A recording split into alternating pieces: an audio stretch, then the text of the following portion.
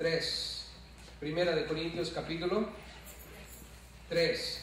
Vamos a estar leyendo del versículo 8 al 23. Y hoy vamos a analizar ciertas instrucciones que Dios le dio a la iglesia, instrucciones para la iglesia. Y dos cositas que necesitamos entender mientras vamos a través de esta lección. La primera es: recibiréis recompensa. Dios te dice a ti y a mí: recibiréis recompensa. Título de la lección es Instrucciones para la iglesia. Número 1, recibiréis recompensa. Lo vamos a leer del versículo 8 al 15. Ahí vamos a encontrar la idea de que vamos a recibir recompensa. ¿Cuántos están listos para recibir recompensa de parte de Dios? ¿Les gustan las recompensas? Bueno, el segundo asunto que vamos a analizar dentro de esta sección es: sois templo de Dios. Número 2, sois templo de Dios. Y lo vamos a ver del versículo 16 al 23. Primero, recibiréis recompensa del 8 al 15, y después, sois templo de Dios, del versículo 16 al 23. Vamos a leer la sección, por favor, para que podamos captar la idea general, y después vamos a analizar cada uno de estos puntos. 1 Corintios capítulo 3, versículo 8, la Biblia dice: y el que planta y el que riega son una misma cosa, aunque cada uno recibirá su recompensa conforme a su labor. Porque nosotros somos colaboradores de Dios, y vosotros sois labranza de Dios, edificio de Dios. Conforme a la gracia de Dios que me ha sido dada, yo como perito arquitecto puse el fundamento, y otro edifica encima. Pero cada uno mire cómo sobreedifica, porque nadie puede poner otro fundamento que el que está puesto, el cual es Cristo Jesús. Y si sobre este fundamento alguno edificare oro, plata, piedras preciosas, madera, heno, hojarasca, la obra de cada uno será manifiesta, porque el día la declarará, pues por el fuego será revelada. Y la obra de cada uno, cual sea, el fuego la probará. Si permaneciere la obra de alguno que sobreedificó, recibirá recompensa. Si la obra de alguno se quemare, él sufrirá pérdida. Si bien él mismo será salvo, aunque así como por fuego. Pregunta, en el versículo 16: ¿no sabéis que sois templo de Dios, y que el Espíritu de Dios mora en vosotros? Si alguno destruyere el templo de Dios, Dios le destruirá a él, porque el templo de Dios, el cual sois vosotros, santo es. Nadie se engaña a sí mismo. Si alguno entre vosotros se cree sabio en este siglo, hágase ignorante, para que llegue a ser sabio. Porque la sabiduría de este mundo es insensatez para con Dios, pues escrito está: Él prende a los sabios en la astucia de ellos. Y otra vez, el Señor conoce los pensamientos de los sabios, que son vanos. Así que ninguno se gloríe en los hombres, porque todo es vuestro. Sea Pablo, sea Apolo, sea Cefas, sea el mundo, sea la vida, sea la muerte, sea lo presente, sea lo porvenir, todo es vuestro. Y vosotros de Cristo, y Cristo de Dios. Y Cristo de Dios. Notemos aquí, hermanos, las instrucciones que el Espíritu Santo tiene para nosotros como iglesia. En primer lugar, es obvio que la Biblia habla de recompensa. Recompensa. Nota el versículo 8, en la parte final del versículo, dice: cada uno recibirá su recompensa. ¿Qué vamos a recibir, familia? Recompensa. La recompensa. Esto es algo seguro. Es la seguridad que tenemos de nuestro Dios, de que nos va a recompensar. Ustedes han escuchado de Jesús decir que si nosotros estamos sirviendo al hombre, vamos a recibir los aplausos del hombre. Y esa es nuestra recompensa. Nunca debemos hacer las cosas para ser aplaudidos por el hombre, porque del hombre vamos a recibir la recompensa. Y eso es actuar de una manera carnal. Todo lo que nosotros hagamos aquí en la tierra, hermanos, es corruptible. Pero todo lo que Dios nos va a recompensar es incorruptible. Muchas personas aquí en la tierra, hermanos, están buscando sobresalir en la educación, en los deportes y en otras cosas. Y en la educación obviamente recibimos diplomas, posgrados, doctorados, licenciaturas, maestrías. Y todo eso es buscar la honra y la recompensa del hombre. En los deportes no se diga, ¿no? Muchas veces desde pequeños los chicos nuestros están haciendo deportes y cada vez que compiten les dan una medalla, ¿no? ¿Cuántos de ustedes han puesto a sus hijos en los deportes y tienen medallas en sus casas, ¿no? Toda la primaria, medalla tras medalla, y trofeos aquí, trofeos allá, entran a la escuela secundaria y más medallas, están en la high school y más medallas, y después al final del día, ¿qué haces con tantas medallas? ¿Qué haces con tantos premios? Y muchas veces ni siquiera son premios que se ganaron, ¿verdad? Aquí en nuestro país les dan premios a todos, ¿no es cierto? Mi nieto llega el otro día con su premio, ¿no? Su trofeo. Y digo, oh, ¿ganaron, hijo? No, dicen, pero nos dieron un trofeo. Está pequeño, ¿no? ¿Por qué? Porque les dan trofeos a todos, ¿no? Para que no se sientan mal, los perdedores y los ganadores, todos se llevan el trofeo. Y es la gloria que el hombre busca, ¿no? Pero ¿saben qué, hermanos? La Biblia dice que vamos a ser recompensados. Y antes de entrar de lleno al texto, vayan conmigo por favor a 1 Corintios 9. Más adelante vamos a leer este texto a fondo, pero quiero nada más que noten conmigo, ahí adelantito en 1 Corintios capítulo 9, en el versículo 24-25.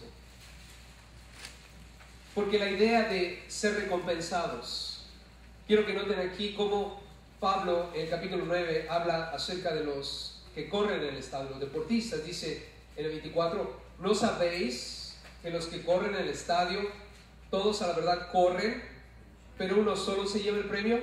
¿Acaso no es verdad, hermanos? ¿Cuántos se llevan el premio?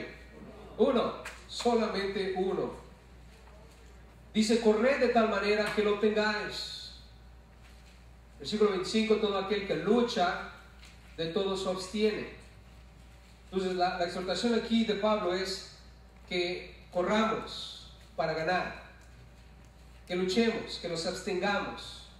Y luego dice, ellos, hablando de los deportistas que corren el estadio, ellos a la verdad para recibir una corona corruptible.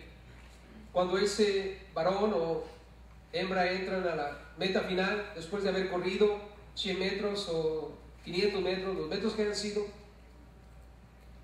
entran en primer lugar, reciben un trofeo. Pero ¿qué va a pasar eventualmente con ese trofeo, hermanos? Es un trofeo corruptible, se va a corromper, tiene fin. Dice aquí la Biblia, pero nosotros, los que estamos en Cristo, luchando para Cristo, peleando por Cristo, absteniéndonos por Cristo, vamos a obtener una corona, ¿cómo, hermanos? Incorruptible. Es una corona incorruptible. Pedro escribió y dijo, cuando aparezca el príncipe de los pastores. ¿Cuando aparezca quién? El príncipe de los pastores. ¿Quién es ese príncipe de los pastores, hermanos? No es otro sino nuestro Señor y Salvador, Cristo Jesús. Cuando Él aparezca, dice, vosotros recibiréis la corona incorruptible. Ahora, hablando aquí de la recompensa, note conmigo el capítulo 3. Lo primero que vamos a notar, hermanos, en el versículo 8, es verdad de que Dios nos va a recompensar y debe ser un incentivo para todos, para que no nos cansemos de trabajar. Y si estás sirviendo a Dios, hermano, échale ganas, hermana, échale ganas, no te rindas. Pero una cosa que necesitamos entender acerca de nuestra recompensa es que dice el versículo 8, y el que planta y el que riega. Ahora, ¿es la misma persona el que planta y el que riega, de acuerdo a lo que hemos venido leyendo? No. Pablo dice, uno de nosotros fue el que plantó, otro fue el que regó, pero el crecimiento lo dio ¿quién? Dios, ¿verdad? Y Pablo viene hablando acerca de cada uno de nosotros tiene un ministerio. Pero dice aquí el versículo 8 que el planta y el que riega son una misma cosa. ¿Qué son?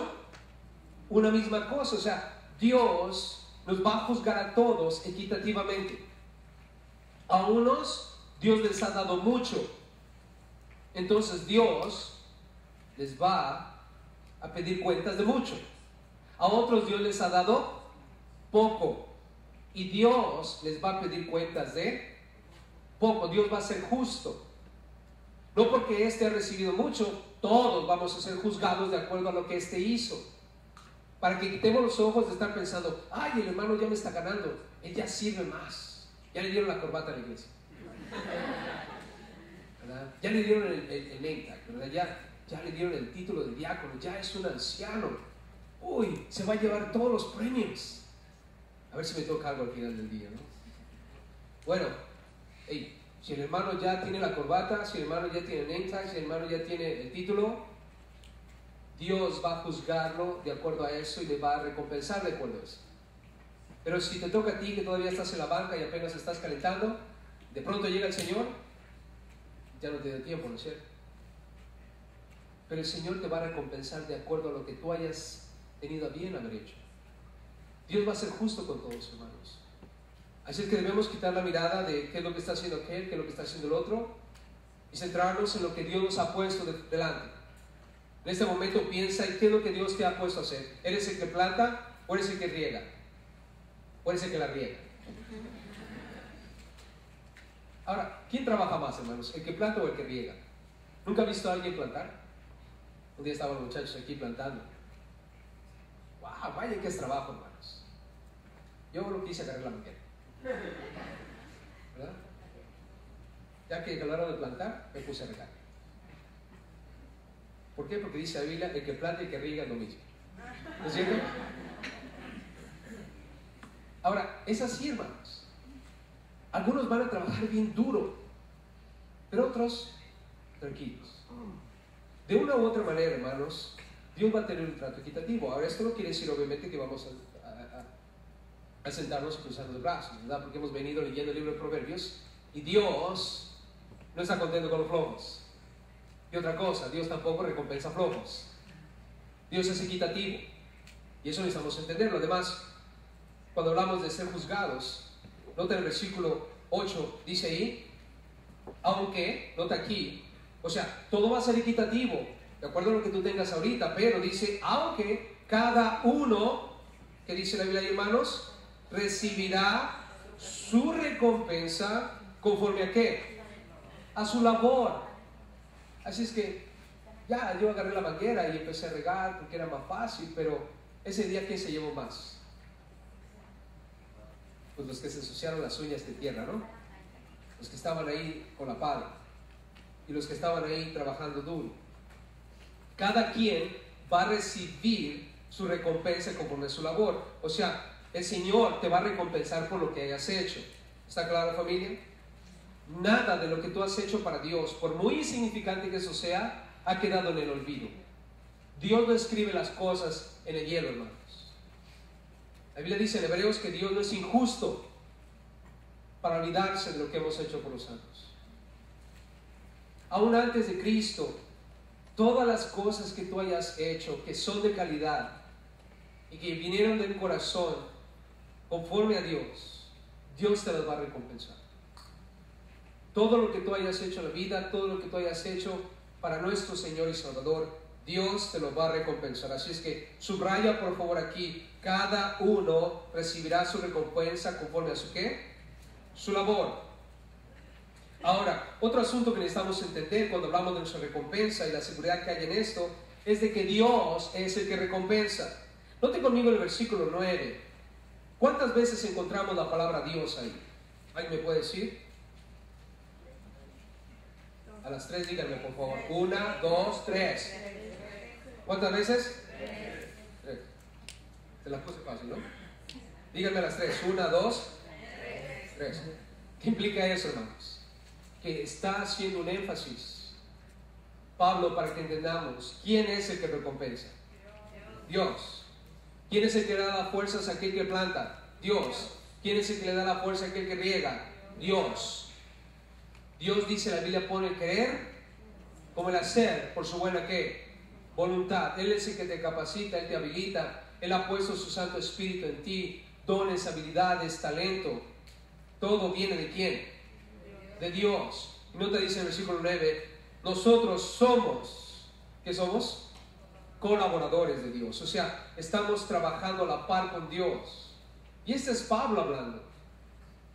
Los líderes de aquel entonces, colaboradores de Dios, dice, y vosotros. O sea, Pablo dice, nosotros somos colaboradores de Dios. O sea, el que planta, el que riega, los que están sembrando, los que están trayendo a la gente a Cristo, los que los están discipulando, ellos son colaboradores de Dios. Dios los está moviendo, Dios los está llevando, Dios los está usando. Y ahora dice Pablo en el versículo 9 al final, y vosotros, o sea, los que están siendo rescatados, los que están siendo evangelizados, vosotros sois ¿qué? ¿Labranza de quién? De Dios, edificio de Dios. La palabra labranza ahí, hermanos, tiene que ver con un campo de cultivo. La Nueva Versión Internacional lee así: campo de cultivo de Dios. Porque es Dios el que da el qué, hermanos, el crecimiento. Tú como ministro vienes, plantas, riegas, pero el crecimiento, ya lo leímos anteriormente, ¿quién lo da? Dios. Y observa eso, Dios nos hace crecer, Dios nos hace florecer, Dios nos hace fructificar y Dios te recompensa por eso. Algo que no hiciste, ¿acaso no Dios es bueno, hermano? Dios es bueno, hermanos. Lo primero que necesito entender cuando veo aquí que dice, vosotros sois labranza de Dios, es yo como ministro, quitarme ese estrés y esa preocupación de que no crezcas o de que no produzcas. Porque ese es el trabajo ¿de quién? De Dios. No es mi trabajo. Yo no soy el Espíritu Santo, como leímos en el capítulo anterior. El Espíritu Santo es el que está en ti y el que te revela las cosas profundas ¿de quién? De Dios. Está en ti. Y Dios te va a hacer crecer. Cualquier asunto que hay en tu corazón, como siervo de Dios, como ministro, debemos entender algo. Esta es la iglesia de Dios. No es mi iglesia, es la iglesia de Dios. Y cada uno de nosotros es producto de Dios. Ahora, cuando hablamos acerca de esto, hermanos, necesitamos entender algo en cuanto a nuestra recompensa. Necesitamos entender lo que implica la recompensa, hermanos. Estamos seguros de ello porque es Dios quien nos lo va a dar. Dios va a ser equitativo con nosotros. Cada quien va a recibir conforme haya trabajado. Pero nota conmigo lo que debemos entender en el versículo 10. Cuando Pablo empieza a hablar acerca de él mismo, dice, conforme a la gracia de Dios que me ha sido dada. ¿La gracia de quién? De Dios. Debemos reconocer la gracia de Dios en medio de todo esto, hermanos. Porque ¿quiénes somos tú y yo? Para que seamos recompensados por Dios, por algo que ni siquiera nosotros hacemos, porque es Dios el que opera a través de nosotros. ¿Acaso no, hermanos? Y debemos empezar a quitar cualquier orgullo o cualquier egocentrismo en nuestro corazón de pensar que somos nosotros. No es mi elocuencia, no es mi sabiduría, no son mis palabras, no es mi talento, no es mi habilidad. Es lo que Dios hace a través de este vaso, que Dios ha tenido a bien escoger para honra. Bien lo pudo haber escogido para deshonra, ¿no es cierto? ¿Acaso no Dios dice que Él pone a unos de honra y otros de deshonra?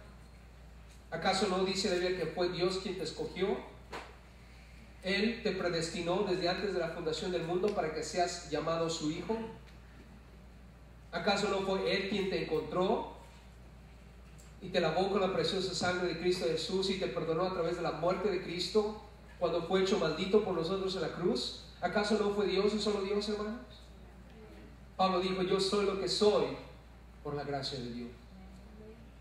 Cuando uno se pone a pensar, hermanos, la gracia de Dios, ¿qué es lo que me hace producir? ¿Qué es el recurso más poderoso que yo tengo en mi vida como cristiano? Hermanos, es la gracia de Dios.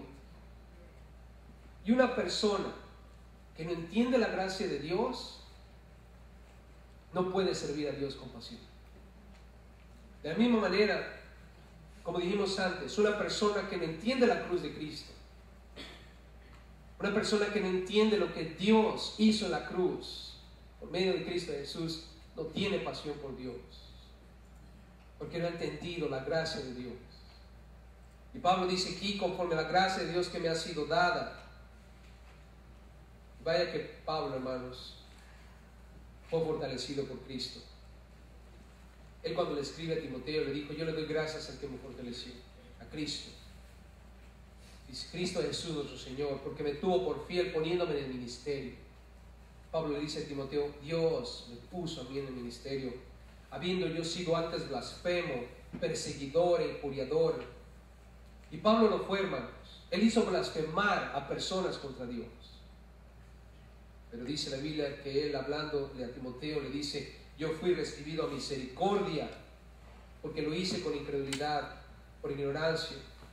Luego le dice a Timoteo, pero la gracia de nuestro Señor fue más abundante con la fe y el amor que es en Cristo Jesús.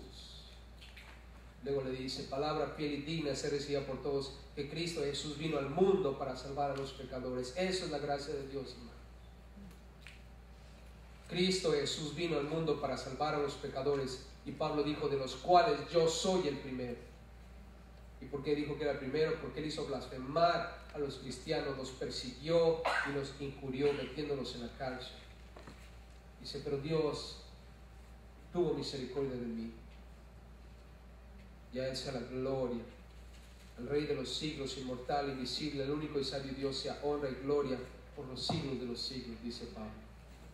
Un hombre que amaba a Dios, hermanos, porque entendió la gracia de Dios y bendecía a Dios con sus palabras y sirvió a Dios hasta la muerte, hermanos. Piensa por un momento, tú estás seguro en cuanto a tu salvación, pero también estás seguro en cuanto a tu recompensa. Pero algo que necesitas entender dentro de todo esto, junto conmigo, es que la gracia de Dios no es por obras para que nadie se gloríe. Estamos desencadenarnos de esta mentalidad de que es por obras que yo voy a ser recompensado. Hermano, tú vas a ser recompensado porque Dios es un Dios de gracia, porque te has puesto en sus manos, porque has tenido a bien rendirte a sus pies y ser usado por Él con toda pasión, porque has entendido la gracia de Dios. No es por obras, hermanos, para que nadie se gloríe. Aquí es cuando tenemos que tener el cuidado, un cuidado especial, hermanos, porque dice Pablo aquí, después de hablar de la gracia, en el versículo 10, dice, yo como perito arquitecto puse el fundamento. El fundamento, hermanos, arquitecto, está hablando de un edificio. Recuerden, Pablo menciona que somos labranza de Dios, somos edificio ¿de quién? De Dios. Y la iglesia de Cristo Jesús por todo el mundo, hermanos, tiene un fundamento nada más. No hay dos fundamentos, no hay tres fundamentos. Dice, yo como perito arquitecto. Y el arquitecto, hermanos, es el que planea, el que proyecta las cosas. Pero el arquitecto sabe cuál es el fundamento que debe tener el edificio. Y nosotros como cristianos, hermanos, cuando vamos allá afuera al mundo, cuando estamos hablando con amigos, familiares, sabemos cuál es el fundamento que esa persona necesita para que no sucumba ante la destrucción que viene sobre él. Eso es la muerte, porque la paga del pecado es, que hermanos, la muerte. Y todo aquel que no ha recibido a Cristo Jesús como Señor y Salvador, un día va a sucumbir, va a caer, va a ser destruido. Como dice el salmista, es cuestión de tiempo, pero su pie va a resbalar. Y van a terminar en el lago de fuego, donde está Satanás y sus ángeles, hermanos. Por eso Jesús dijo, sean sabios, construyan su casa. ¿Sobre quién? Sobre la roca. Y ese es el fundamento, hermanos. Pablo dice, yo como perito arquitecto puse el fundamento. Puse, ¿qué dice, hermanos? El fundamento. Ahora, el versículo 11 nos dice quién es el fundamento. Porque nadie puede poner otro fundamento que el que está puesto. ¿El cual es quién, hermanos? Cristo Jesús. Jesús el Mesías, hermanos. Él es el fundamento. Y Pablo dice, la recompensa es por gracia, de acuerdo a la labor que vamos a llevar, y estamos seguros de esto. Pero debemos tener cuidado de que no pongamos otro fundamento, hermanos. Y todo esto nos debe llevar como iglesia a estar con las pilas bien puestas. Porque como les dije al principio de nuestro estudio en Corintios, la iglesia no es un club social, hermanos. Ni es un centro de beneficencia, ni es un centro de superación personal. No estamos aquí para levantar el gigante que hay dentro de ti de ninguna manera. Porque el único gigante que tenemos dentro de nosotros se llama nuestra naturaleza pecaminosa. ¿Cuántos dicen amén a eso? Amén. ¿Acaso no tenemos una naturaleza pecaminosa aquí dentro, hermanos? Amén. Y si no fuera por nuestro Señor y Salvador Cristo Jesús, estaríamos muertos en nuestros delitos y pecados, siguiendo la corriente de este mundo, a Satanás, el príncipe de la potestad del aire, que reina sobre los hijos de desobediencia, sobre los cuales viene la ira de Dios. Pero Dios en su infinita misericordia nos ha rescatado, porque tenemos el fundamento, y es Cristo Jesús. Cristo Jesús, Él es el Mesías, no hay otro Mesías, hermano. No hay salvación en ninguna otra persona, si no es en Cristo Jesús. Y no debemos olvidarnos de eso. Y debemos esforzarnos por predicar el Evangelio. Y esto es Cristo y Cristo crucificado, hermanos. De nada hubiera servido que el Señor hubiera llegado a la tierra y no hubiera muerto en la cruz. De nada hubiera servido, hermanos. Todavía estaríamos muertos en nuestros delitos y pecados. Y mucho menos su muerte en la cruz hubiera servido de algo si no hubiera resucitado al tercer día. Pero quiere decir que algo, Cristo Jesús murió, resucitó. Y Él es el fundamento. Debemos tener cuidado. Por eso Pablo en el versículo 10, la parte después de hablar acerca de la gracia, dice: yo como perito arquitecto puse el fundamento y otro edifica encima. Tenemos que tener cuidado. El fundamento es Cristo Jesús. Pero ¿qué es lo que nosotros vamos a poner encima de eso, hermanos? Cada uno dice, cada uno mire cómo se edifica. Y aquí es donde viene tu responsabilidad de la mía como cristiano. ¿Qué clase de cristiano vamos a ser? En el pasaje anterior que leímos, la idea es: no seáis carnales. ¿Se recuerdan, hermanos? Y hablamos extensivamente sobre eso. No seamos carnales. Dejemos de ser inmaduros. Dejemos de estar siguiendo las obras de la carne. Y aquí es cuando tenemos que pensar, cuando dice él aquí: mire cada uno de ustedes cómo sobreedifica. Tú ya tienes el fundamento. Has puesto tu fe en Cristo Jesús. La sangre de Él te ha limpiado, te ha lavado, Él te ha santificado, redimido, comprado, justificado, sanado. Tienes paz para con Dios. Pero la pregunta es ahora, hermano mío, ¿qué estamos haciendo sobre eso? ¿Estamos viviendo en la carne o estamos viviendo en el Espíritu? Yo te pregunto, hermano, ¿cómo estamos sobreedificando? ¿Cómo está tu vida personal con Cristo? ¿Cómo está tu relación? Tu vida de oración, el estudio de la Escritura. ¿Estás leyendo la Biblia? ¿Estás entendiendo lo que el Espíritu te habla todos los días? ¿Estás escuchando la voz de Dios y solo la voz de Dios? ¿O todavía estamos escuchando la voz de nuestros deseos, de nuestros propios pensamientos? Como dice el proverbio: no seáis sabios en vuestra propia opinión, no te apoyes en tu propia prudencia. Considera al Señor en todos sus caminos y Él enderezará tus veredas. ¿Qué clase de hermanos en la fe somos, familia? Pablo dice aquí: cada uno de ustedes tenga cuidado cómo está sobreedificando, porque eso es un problema en nuestros días, hermanos. Y ustedes y yo lo sabemos. Los que ya tenemos muchos años en el cristianismo sabemos lo horrible que es vivir en la carne, pecar delante de Dios sobre el fundamento que es Cristo Jesús, hermano. No es nada agradable. Que Dios tenga misericordia de nosotros. Por eso es una advertencia aquí para todos, familia. Vayan conmigo, por favor, a Efesios capítulo 2. Porque necesitamos entender, hermanos, la clave de todo lo que hay dentro de lo que implica el fundamento y cómo edificamos. Y cada vez que prediques a Cristo, estás poniendo el fundamento. Y predica a Cristo. Y solo Cristo, hermano, crucificado, para salvación de todo aquel que cree. En Efesios capítulo 2, en el versículo 19, escucha y lee junto conmigo lo que dice en el versículo 19 al 22. Dice: así que ya no sois extranjeros ni advenedizos. Nota más, ya no somos extranjeros, no somos extraños, sino conciudadanos de los santos. ¿Conciudadanos de quién? De los santos. Implica que estamos apartados. Una vez que tú pones el fundamento en tu vida, que es Cristo Jesús, tú estás apartado. Eres conciudadano, ciudadano del reino de los cielos, de los santos. Y dice aquí: miembros de la familia de Dios. Por lo tanto, dice en el 20: edificados sobre el fundamento de los apóstoles y profetas, siendo la principal piedra del ángulo Cristo Jesús mismo, en quien todo el edificio. ¿Y quién es el edificio, hermanos? Todos nosotros. Edificio de Dios, dice, bien coordinado, va creciendo para ser un templo santo, en el Señor. ¿Qué clase de templo, hermanos? Santo. Dice, y en quien vosotros también sois juntamente edificados para morada de Dios en el Espíritu. Note lo que esto implica, hermanos. Somos una familia divina, santificada por Dios por medio de Cristo Jesús. Un edificio que está, dice, bien coordinado, creciendo para ser un templo santo en el Señor. Mantengan eso en sus mentes. Un templo santo para el Señor. Luego dice ahí, morada de Dios en el Espíritu. Regresando, hermanos, al texto que estamos leyendo, debemos tener cuidado.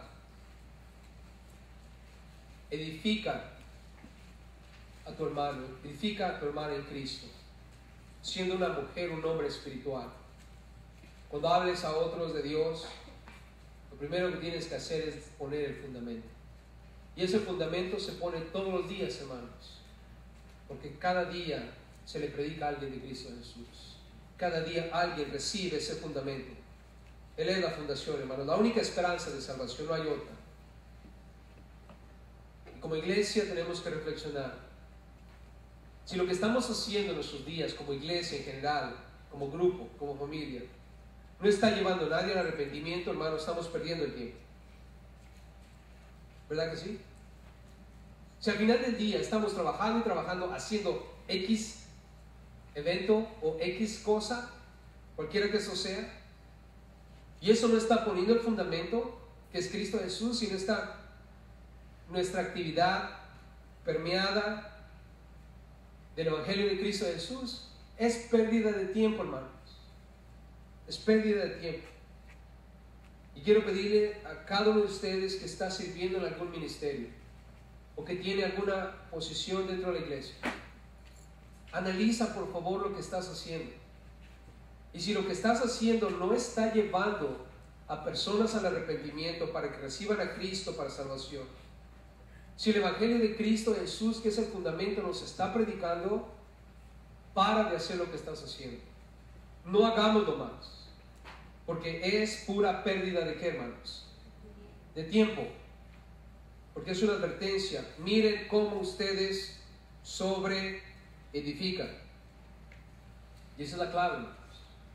Ahora, si lo que empezaste a hacer estaba originalmente bañado del Evangelio de Cristo Jesús, era la meta principal, y después de tantos años esa idea fue quedando atrás, y ahora solamente es un evento social, o de ayuda social, o de superación personal, o lo que tú quieras llamarle, hermano, no terminemos en la carne lo que comenzamos en el Espíritu.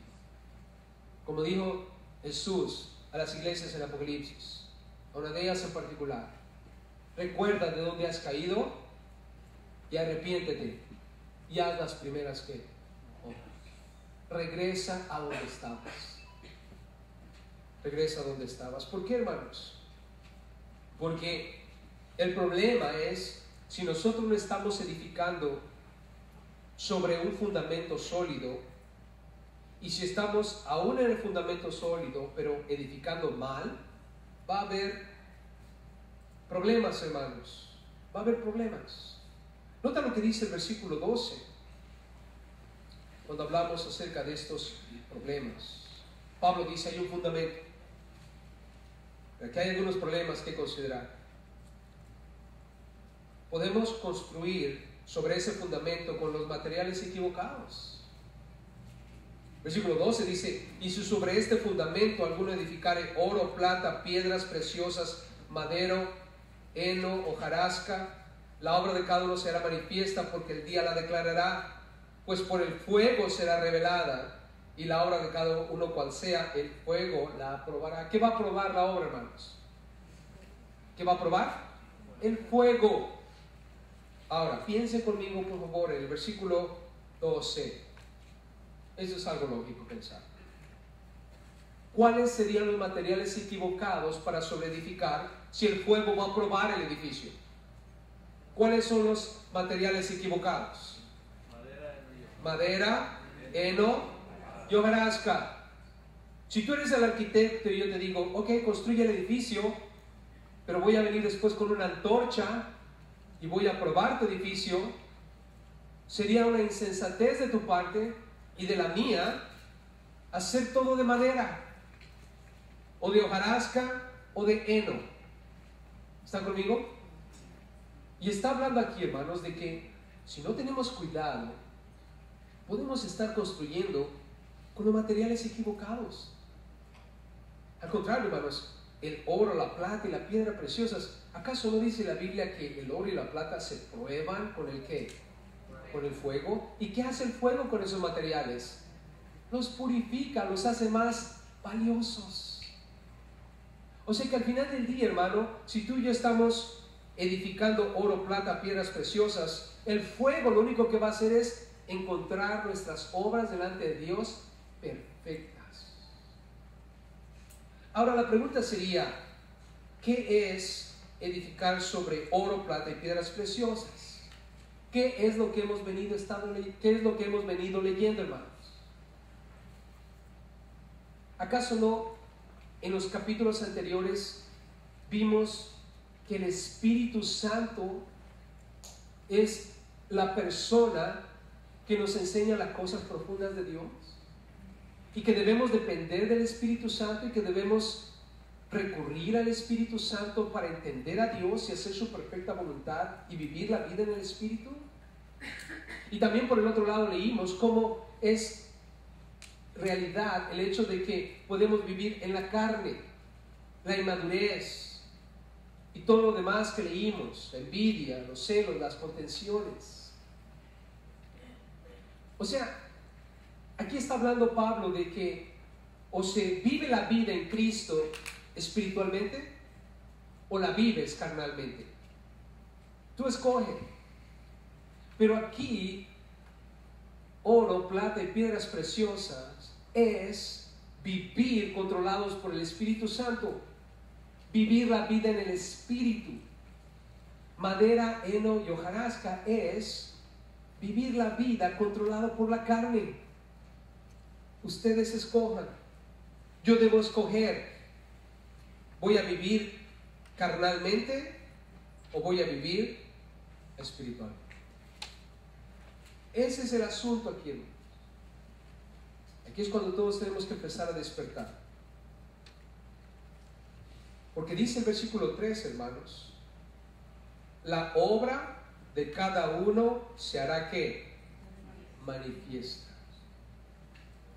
No es algo que vayamos a poder escapar.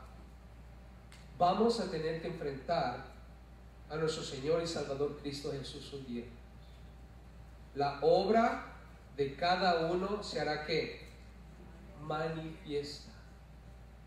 Ahora, yo no sé ni puedo saber los motivos que hay detrás de todo lo que tú haces. Eso solamente lo sabe ¿quién? Dios.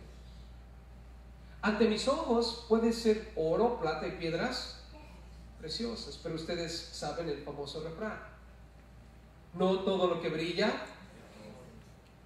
todos juntos, no todo lo que brilla, ¿verdad? Que son 1.24, ¿verdad que sí? Ahora, tú me puedes ver y decir, no, el hermano siempre está en el Espíritu. Yo te puedo ver y decir, no, el hermano siempre en el Espíritu, siempre sonriendo, siempre haciendo las cosas bien. Pero yo realmente no sé si tus motivos interiores son los correctos o no. Puedo pensar por lo que veo exteriormente, pero realmente, hermanos, un día, hermanos. Escucha lo que dice aquí, versículo 13. Porque el día ¿qué? La declarará. Va a llegar el día, hermanos. La pregunta es, ¿qué día, no?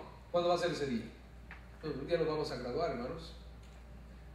Vayan conmigo, por favor, ahí mismo, capítulo 4. 1 Corintios capítulo 4, y este es el día. ¿Estamos listos? Si alguien les pregunta, oye, ¿cuándo nos va a juzgar el Señor? Aquí viene el día. 1 Corintios capítulo 4, versículo 5 dice, así que no juzguéis nada antes de tiempo. Está prohibido. No juzgues nada antes de qué? De tiempo. ¿Hasta cuándo va a ser juzgado todo? Hasta que venga el Señor. ¿Cuál Señor? Jesús. El cual dice, aclarará también lo oculto de las tinieblas. Hermanos, lo que hay aquí adentro, que nadie puede ver. Lo que hay en tu corazón, en tu mente, tus acciones, lo que nadie puede ver. Lo que para mí son tinieblas, lo que para ti son tinieblas en cuanto a mí. Dice, y manifestará las intenciones de los que, de los corazones. Y entonces dice, cada uno recibirá su alabanza de Dios. La Biblia en Romanos 14, cuando leímos esa sección, versículo 10 dice, pero tú, ¿por qué juzgas a tu hermano? O tú también, ¿por qué menosprecias a tu hermano? Porque todos compareceremos ante el tribunal de Cristo. Porque escrito está, vivo yo, dice el Señor, que ante mí se doblará toda rodilla y toda lengua confesará a Dios, de manera que cada uno de nosotros dará a Dios cuenta de sí. En el tribunal de Cristo, hermanos. Y ese día va a llegar. La segunda venida de Cristo, hermanos. Cuando Cristo en su regreso, Él va a juzgar todas las intenciones del corazón. Así es que su momento de reflexión, iglesia, el fundamento es Cristo Jesús. ¿Cuántos tienen el fundamento? ¿Estamos sobre la roca? Pase lo que pase, no importa cuántos earthquakes vengan, cuántos torbellinos, tornados o fuegos, ¿vamos a estar firmes? Ok, vamos bien. Pero la pregunta ahora es, ¿eres una persona espiritual o eres una persona carnal? Es algo que necesitamos definir. Ahora, todavía hay tiempo. Jesús no ha regresado todavía, ¿verdad? Quizás hemos estado construyendo con madera, heno y hojarasca. Toda esta vida que hemos estado viviendo en los últimos años ha sido en la carne. No estamos teniendo esa relación personal con Dios, con el Espíritu Santo, con el Señor. Pero a lo mejor sí, a lo mejor tienes esa vida espiritual plena y completa. Gloria a Dios. Échale ganas, vas bien. Pero pensemos.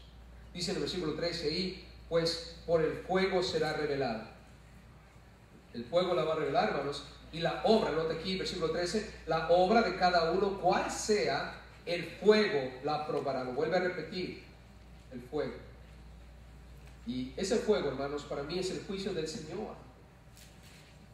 Cuando Juan el Bautista estaba comentando acerca de Jesús, dice, detrás de mí viene uno que yo no puedo desatar la correa de sus zapatos, de los sandalias.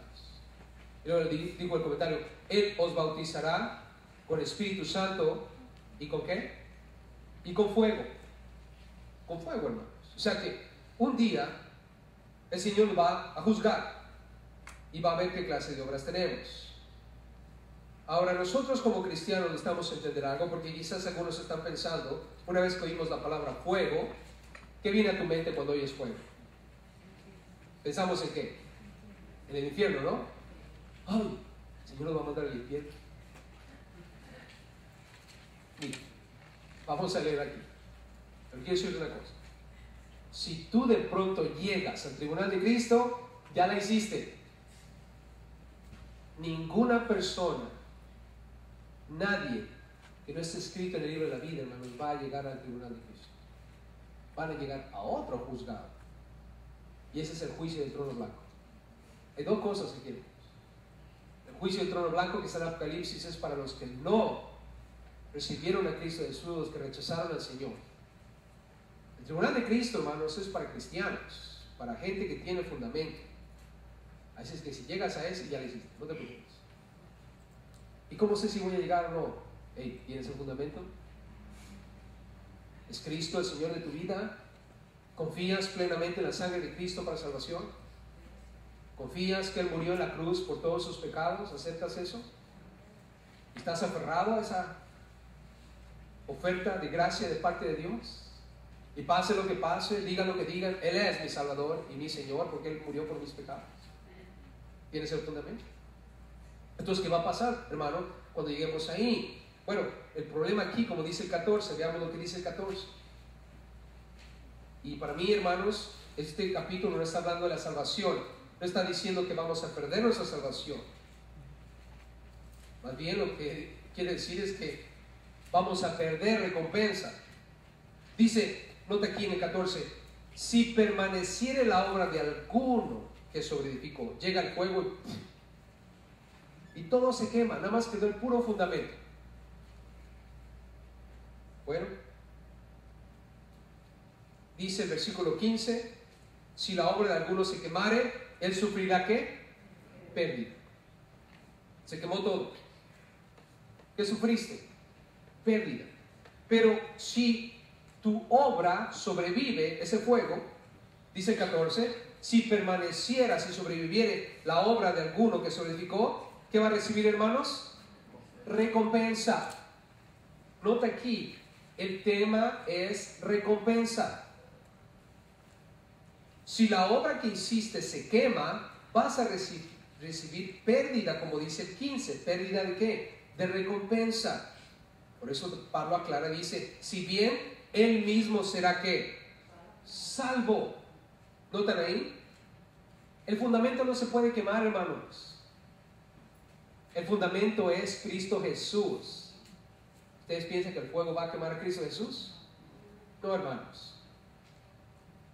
Cristo Jesús es fundamento sólido, la roca. Ese fundamento no se va a quemar, hermanos. Está hablando de lo que nosotros hemos puesto encima. ¿Tuviste una vida carnal? Todo eso se va a quemar, hermanos. Y no va a haber recompensa de nada. Te vas a quedar llorando encima, hermano. ¿Por qué? Porque todo lo hiciste en la carne. Pero todos los que hayan hecho las cosas en el Espíritu, hermanos, van a recibir ¿qué? Recompensa. Entonces, ¿va a haber pérdidas? ¿Vamos a perder eventualmente si no nos ponemos las pilas, hermanos? Claro. Vamos a perder. Todas esas cosas que no fueron de acuerdo a las reglas, como Dios lo dijo, van a ser pérdidas. Si es que hagamos las cosas bien. Una vez más, este juicio va a ser en la segunda venida, cuando Cristo Jesús regrese aquí a la tierra, en lo que la Biblia llama, y lo vamos a leer más adelante, el tribunal de Cristo. Ahora, hablando acerca de nuestros esfuerzos, por favor, evalúen sus esfuerzos, porque leímos que lo que va a ser probado y va a ser manifestado es las intenciones del corazón. Esa es la clave para analizarnos a nosotros mismos. Un día siéntate en privado con Dios y ponte a pensar, Señor, yo estoy haciendo esto para ti. Muéstrame cuál es la intención de mi corazón. ¿Por qué realmente lo estoy haciendo? Lo estoy haciendo porque leo tu palabra y tu palabra dice que debo hacerlo, y en obediencia lo estoy haciendo. Estoy movido a predicarles a otros de Cristo y poner ese fundamento, como dice Pablo, quizás plantar o regar. Mi intención es agradarte a través de lo que estoy haciendo. Mi intención es alabarte, adorarte y glorificarte. Mi intención es obedecer al Espíritu Santo. Si todo eso es un sí, créeme que estás siendo guiado por Dios en lo que estás haciendo. Pero si al empezar a evaluar tus esfuerzos te das cuenta que todo es un esfuerzo tuyo personal, por quedar bien con los demás, para sentirte útil, para no estar viendo la televisión todo el día, o porque de alguna manera piensas que de esa manera tu salvación está más segura, o sencillamente lo estás haciendo para que los demás te aplaudan y vean que tú sí eres una persona sólida, quiere decirte que todo eso es obra de la carne. Hermana, eso no es de Dios. ¿Estamos juntos? ¿Y por qué debemos analizarnos, hermanos? Porque recuerden, vamos a ser probados. ¿Y quién de nosotros quiere perder? ¿Alguno de ustedes quiere perder? Ay, tantos años en el cristianismo para que llegue el fuego se le acabe en un minuto. Como que no va a estar bien, ¿verdad? No va a ser justo. Hay gente que llega a los pies de Cristo.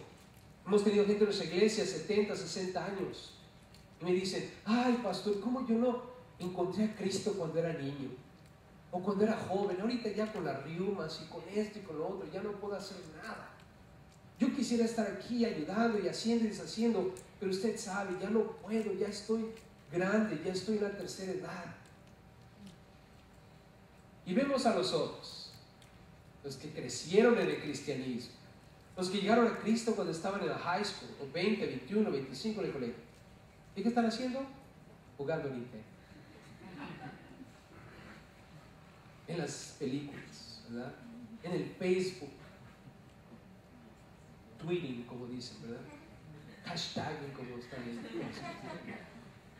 Y dices, ¿qué nos pasa? Este pobre hermano, ya anciano en edad, quisiera tener la edad que este tiene y los años para darle todo para Dios y tener una más grande recompensa.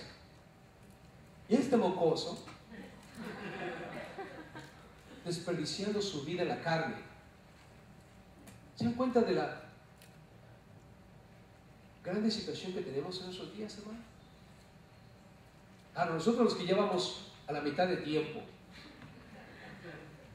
¿cuántos vamos a la mitad de tiempo? Es entre los 40 y 50. Tengan miedo, ¿qué pasa? Hey, ¿les da pena? Hey, los que estamos a mitad de tiempo, quiero decirles una cosa.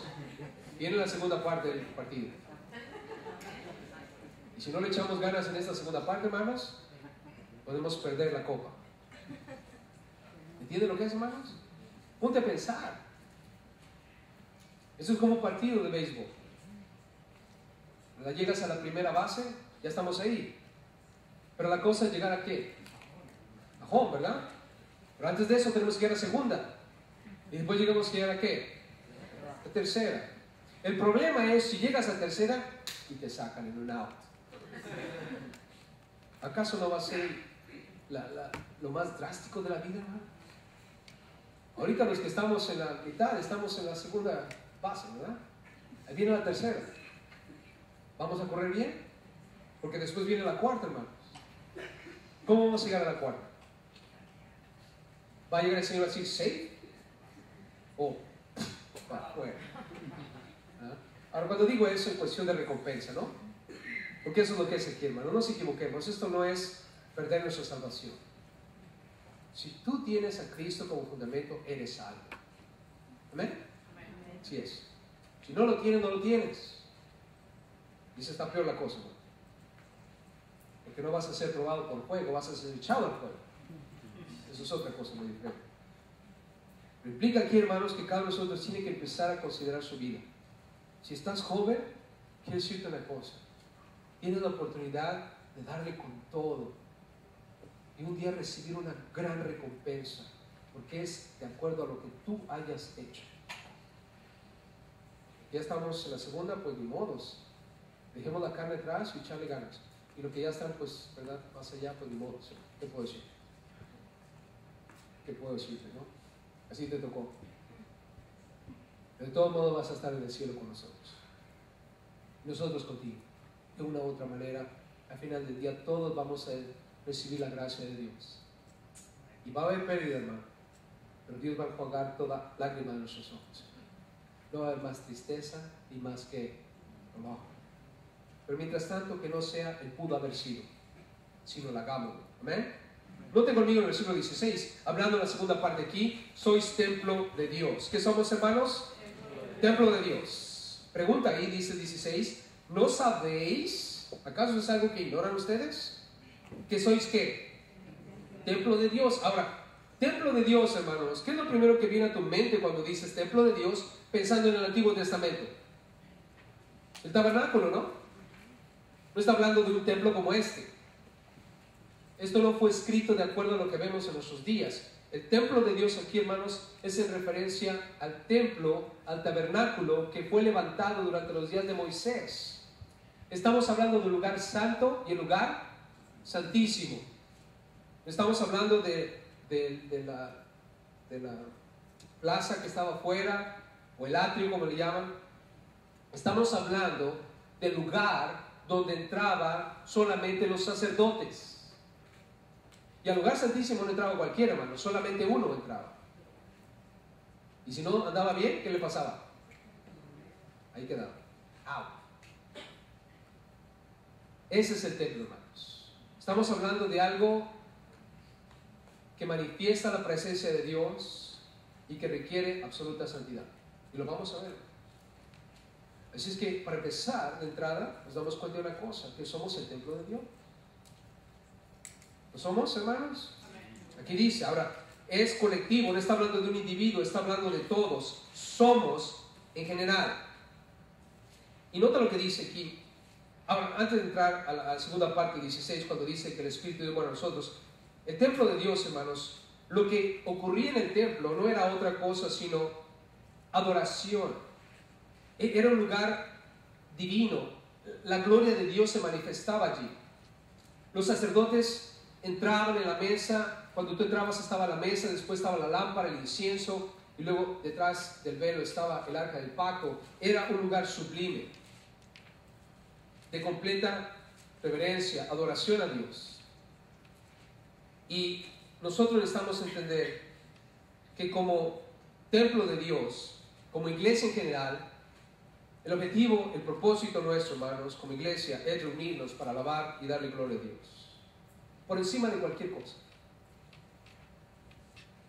Yo sé que a veces la iglesia quisiera hacer una y mil cosas, pero metamos esto en nuestras mentes, hermanos. Como templo de Dios, implica que tú vienes a este lugar. Ahora, cuando digo templo de Dios, hermanos, una vez más, no estén pensando en el edificio. Está hablando de nosotros como individuos. Tú y yo como personas, tú y yo somos el templo de Dios. Y cuando estamos juntos, el Espíritu de Dios está en ti, como dice 16 ahí, y el Espíritu de Dios mora en vosotros. El Espíritu está en ti, el Espíritu está en mí, el Espíritu está en ti, en ti, en ti, en ti. ¿Qué hay entre medio? ¿Qué hay en este pasillo? También está el Espíritu aquí, hermano. ¿Y qué hay encima de nosotros? También está el Espíritu. ¿Y qué hay debajo de nosotros? También está el Espíritu Santo. Está en ti, está en mí, está en todo lo que está aquí, porque el Espíritu Santo de Dios todo lo llena, hermanos. Entonces, ¿qué implica eso, hermanos? Cuando tú y yo estamos juntos, y entre más cristianos seamos, más debería sentirse la presencia de Dios. Por eso es que muchas veces cuando estamos en muchas iglesias, en eventos, en estadios completos, alabando y dándole la gloria a Dios, a veces por eso sientes más la presencia de Dios. No es por lo que está pasando, no es la música, no es el predicador, no es el lugar, es la presencia del Espíritu Santo en la vida de los creyentes, hermanos. La gente dice, ay, yo no siento lo mismo cuando estoy orando solo que cuando estoy orando con todo el grupo de oración. Claro que no vas a sentir lo mismo, porque tú solo no tienes al Espíritu Santo por completo. Cuando un hermano está junto a ti, cuando una hermana está junto a ti, tienes más del Espíritu Santo.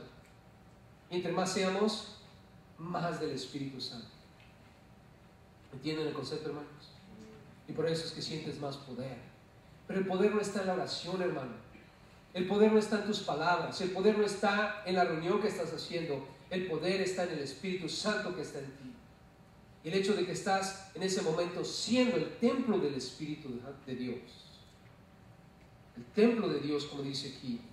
Así es que cuando vengamos aquí, hermano, no está en la alabanza, no está en la predicación, no está en si te saludan o no te saludan, si encontraste estacionamiento o no encontraste estacionamiento, si tenemos buenas pantallas o no tenemos buenas pantallas, si tenemos buen servicio de niños o no, hermanos. El poder está cuando estamos juntos y todos tenemos en la mente una sola cosa, y esto es que somos templo de Dios.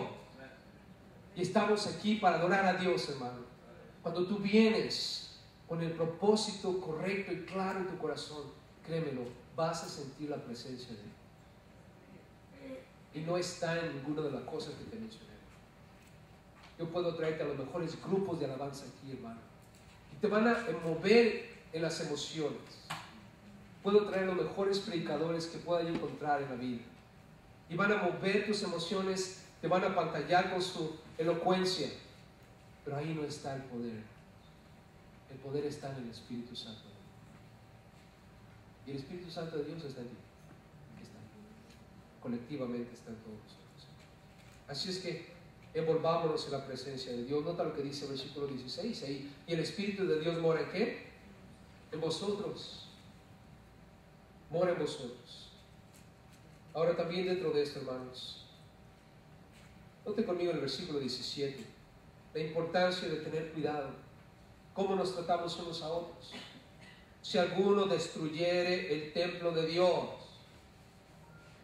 si alguien corrompe, si alguien profana, no está hablando de destruir, de traerlo abajo, porque nadie va a poder destruir la iglesia de Dios, hermanos. Recuerda, no estamos hablando de un edificio, estamos hablando de personas. Ninguna persona que tiene el fundamento Cristo Jesús va a ser destruida, hermanos. Ni el mismo infierno ni Satanás tiene autoridad sobre nosotros, porque Dios es nuestra autoridad y mayor es el que está en nosotros que aquel que en el mundo está. Cuando está hablando aquí, si alguno destruyera el templo de Dios, quiere decir, si alguno lo profana, si alguno lo corrompe, ¿qué va a hacer Dios, hermano? Dios le destruirá a él. Aquí es donde tenemos que pensar, iglesia. Si el Espíritu Santo está en ti y el Espíritu Santo está en mí, tú y yo somos templo de Dios. ¿Estamos juntos? Si yo te profano, si yo te corrompo, Dios me va a destruir a mí. Voy a pagar por lo que hice. Y aquí es donde tenemos que pensar seriamente en cómo nos comportamos unos a otros.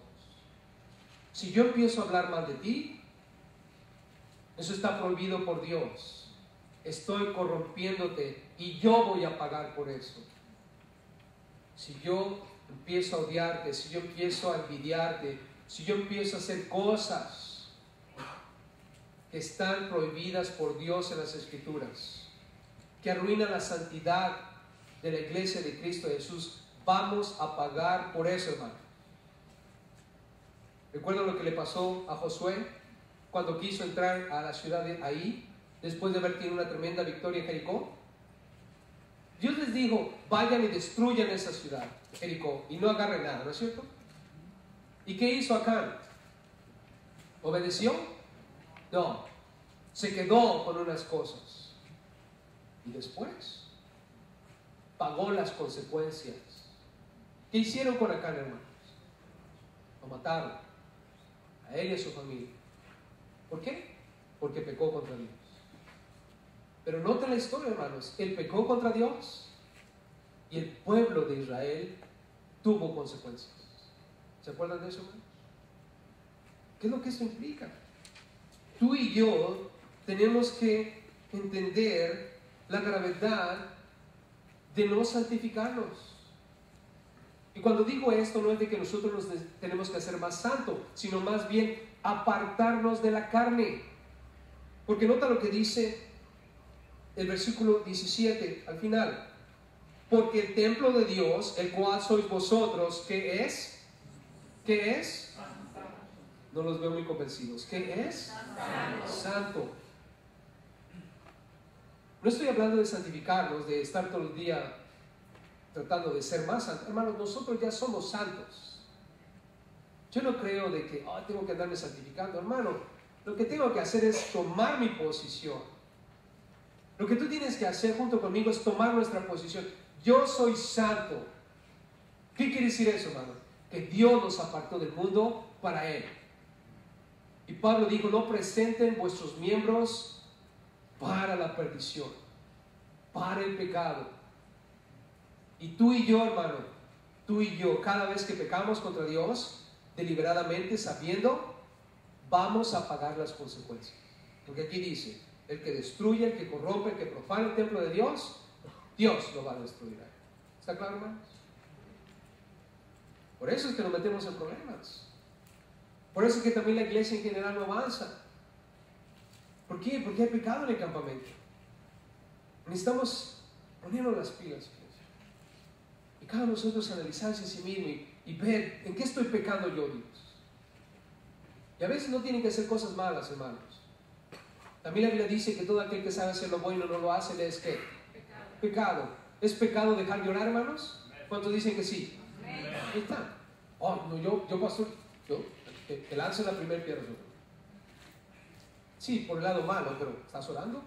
¿Estás haciendo esto? ¿Estás haciendo lo otro que dice la Biblia tienes que hacer? Oh, no, no. También eso es pecado, hermano. ¿De quién quieres engañar? Hermano, tenemos que analizar.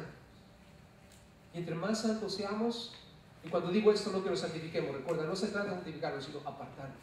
Apártate de todo aquello que estropee y profana el templo de Dios. Si tú haces tu trabajo, yo hago el mío, créemelo, vamos a ser un lugar que va a experimentar la gloria de Dios, como en el tabernáculo. Dice aquí, porque el templo de Dios, versículo 17, el cual sois vosotros, santo es. Por eso es que ahí en el versículo 18 dice, nadie se engaña a sí mismo. ¿Qué dice, hermano? Nadie se engaña a sí mismo, por favor. Ah, no, no, no, es que la culpa la tiene. Es que si le... No te engañes a ti mismo. ¿Quién es el problema, hermano? Nosotros. Ay, esa iglesia. Si hicieran esto, si hicieran lo otro. No, hermano. Si tú hicieras lo que la Biblia dice. Si tú hicieras lo que la Biblia dice. Si yo hiciera lo que la Biblia dice. Si yo hiciera la voluntad de Dios, todo estaría bien. ¿Acaso no es fácil echarle la culpa a los demás? Es fácil. Pregúntele a Adán. ¿Dónde andas, Adán? Ah, me escondí, es que tuve miedo. Pues, ¿qué pasó? Es que la mujer que tú me diste. ¿O le estaba echando la culpa a Dios o le estaba echando la culpa a ella? Tú adivina qué fue. ¿Verdad? Porque si dice, la mujer que tú me diste, Señor, mira lo que hizo. Es tu culpa, tú la trajiste. Yo estaba viendo el vidito, bien quitado la pena y de pronto se apareció. O, Señor, la mujer que tú me diste. Es fácil echarle la culpa a los demás, ¿no es cierto? Y la mujer, no, pues la serpiente. Es fácil. Pero dice aquí la Biblia, nadie se engaña a sí mismo. No nos engañemos, hermanos. Nosotros somos el problema. ¿Cuál es el problema? Versículo 18, lo hemos leído antes. Si alguno entre vosotros se cree sabio en este siglo. Ah, ¿quieres hacer las cosas a tu manera? ¿En tu sabiduría humana? ¿Has dejado las cosas de Dios? ¿Has hecho la Biblia a un lado? ¿Y te crees sabio? Porque dice aquí, se cree. O sea, piensa en su mente que lo sabe todo. Yo sé cómo arreglar todo eso. No te preocupes, Señor. Yo lo puedo arreglar. No te canses, Señor. Yo sé cómo arreglar las cosas. Ya fui a la escuela. Tengo la licenciatura. Tengo un doctorado. Además, puedo ir al internet y hacerle Google. No te preocupes, Señor. Puedo buscar consejeros. No te preocupes, Señor. Hermanos, la sabiduría que el ser humano. Leemos en la Biblia algo, dice, no hagas esto. Ah, no, pero esto no es para mí. No puede ser para mí. Porque empezamos a racionalizar, ¿no es cierto? Y empezamos a decir el por qué no aplica para mí. En mi propia sabiduría. El por qué yo creo. ¿Y saben quiénes son buenos para eso? Los que han leído mucho la Biblia y no la aplican a sus vidas. La han leído desde Génesis hasta Apocalipsis y ya son buenos. No, pastor, pero saben que la Biblia dice esto y la Biblia dice lo otro. Está bien. Sigue siendo sabio en tu propia vida. Lo único que necesitamos hacer, hermanos, la respuesta es en el 18 y medio. Hágase ignorante. ¿Qué debemos ser? Ignorantes. ¿Te crees sabio? Dejemos esa arrogancia. Oh, yo ya sé las escrituras. Oh, yo ya he ido a través, ya enseñé el Nuevo Testamento 3 veces. Vean todos mis CDs ahí. Hermano, esa arrogancia de mi parte no es buena delante de Dios. Yo ya fui al seminario, yo ya sé cómo hacer un mensaje expositivo de la palabra. Sé leer griego, sé leer hebreo. ¿Quién me quiere enseñar? Hermanos, eso es arrogancia de parte nuestra. ¿Qué es lo que tenemos que ser? Es ignorantes. Como dijo el sabio, yo solo sé que no sé nada y aún de eso ¿qué? Humildad, hermanos. Hágase ignorante para que llegue a ser sabio. Y nos da la razón en el diccionario, porque la sabiduría de este mundo, ¿cómo la ve Dios, hermanos? Ay, mira qué sabios son. ¿Cuántos doctorados, cuántas licenciaturas tienen? No, hermano, la sabiduría de este mundo es insensatez. ¿Para quién? Para Dios. Estaba viendo en mi oficina mis títulos ahí en la pared. Ya me están dando ganas de quitarlos después de esto. Los vi y dije, mira cuánta insensatez. Y todavía dejé espacio para otros 2 que tengo en un cajón. Lo malo es que ya compré los cuadritos, ya gasté de más. Qué vergüenza, ¿no? Que entre alguien a mi oficina y me diga, ay, oye, pastor, ¿cuántos títulos tiene? Y Dios desde arriba dice, mira nada más cuánta insensatez tienes. ¿Por qué es insensatez? El pensar que un título, el pensar que no sé. Escrito está, dice el versículo 19, la sabiduría de este mundo es inútil para con Dios, dice, pues escrito está, Él prende a los sabios, dice, en la astucia ¿de qué? De ellos. Esto viene de Job, hermanos, déjense los leo, Job 5, 12, 13, dice, frustra los pensamientos de los astutos para que sus manos no hagan nada. Prende a los sabios en la astucia de ellos y frustrará los designios de los perversos. En otras palabras, Dios ve nuestra sabiduría y dice, pobrecitos. Y hacemos y hacemos y hacemos y no ganamos nada. Pura vanidad. ¿Por qué? Porque el Señor frustra todos nuestros pensamientos, hermanos, para que nuestras manos no hagan nada, dice la Biblia. Versículo 20 y otra vez, el Señor, ¿qué dice, hermanos? Conoce los pensamientos de los sabios. ¿Y de acuerdo a Dios, qué son los pensamientos de los sabios? Nada, hermanos. Son malos. Por eso, hermano, así que esa es la conclusión de Pablo aquí en este capítulo. Ninguno, nadie de nosotros se debe gloriar en quién, en los hombres. Nadie, hermanos. ¿Por qué? Porque todo es nuestro. Una cosa que necesitamos entender, hermano, Dios, número 1, recibe la gloria. ¿Estamos juntos en esto? Por eso somos templo de Dios. Fuimos creados por Él, escogidos por Él, somos su templo para darle la gloria a Él. Y nadie recibe la gloria, solo Él. Pero dentro de esto, dice el 21, todo es nuestro. ¿Qué quiere decir esa frase, hermano? La vuelve a repetir el 22. Al final el 22 dice, todo es vuestro. ¿Saben lo que esa frase quiere decir, hermanos? Dios te ha bendecido. Eso es lo que quiere decir. Piensa al respecto. Dios te ha bendecido. No le quites la gloria a Dios. Si tú tienes lo que tienes, es porque Dios te lo ha dado. Nota el versículo 22. Ustedes se jactan de ser de Pablo, de ser de Apolo, de ser de Cefas. ¿Se acuerdan cuando estaba Pablo lidiando con eso? Oh, ustedes están siguiendo a Pablo. ¿Quiénes son ellos sino siervos? ¿Y quién puso a esos siervos? ¿Acaso no fue Dios? Ustedes tienen todos estos maestros de la Biblia, tienen todos esos líderes en la iglesia, estos apóstoles, estos grandes hombres que hablan y dan profecía de parte mía. ¿Quién se los dio? ¿Acaso no fue Dios? Y son para ustedes. Además, el mundo, este mundo en el cual vivimos, hermanos, ¿quién dio este mundo para nosotros? Dios. ¿Y acaso no es nuestro? Tenemos el aire para respirar, tenemos la naturaleza para contemplar, tenemos manos, pies, podemos actuar, caminar. La vida que tú tienes y yo tengo, ¿quién nos la ha dado, hermanos? Dios. Ahora la muerte. ¿También viene de Dios la muerte, hermanos? Claro que sí. Sea lo presente, sea lo por venir. Cualquier cosa que te pase, sea buena o mala ante tus ojos, todas las cosas le ayudan a la vida a aquellos que aman a Dios, porque Dios es bueno y te ha bendecido. Todo es vuestro, dice la Biblia. Disfruta las bendiciones.